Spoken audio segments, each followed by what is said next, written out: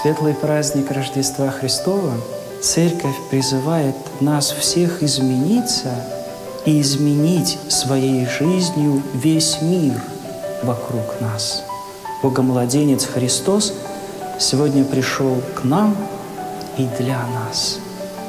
Будем им жить и им спасаться. Отложив всякую гордость, надменность, поклонимся с благодарностью Христу, который свет миру и который просвещает нас жизненный путь. Дорогие братья и сестры, поздравляю вас сердечно с великим праздником Рождества по плоти Господа и Спасителя нашего Иисуса Христа.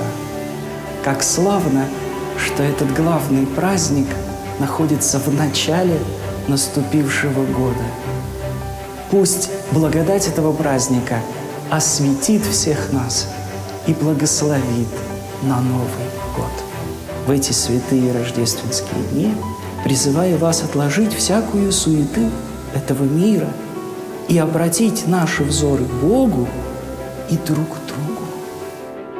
И тогда рождественская звезда озарит наше будущее, наставит на истинный путь и поведет нас вслед за тем, кто учит «Я свет миру», кто последует за мной, тот не будет ходить во тьме, но будет иметь свет жизни.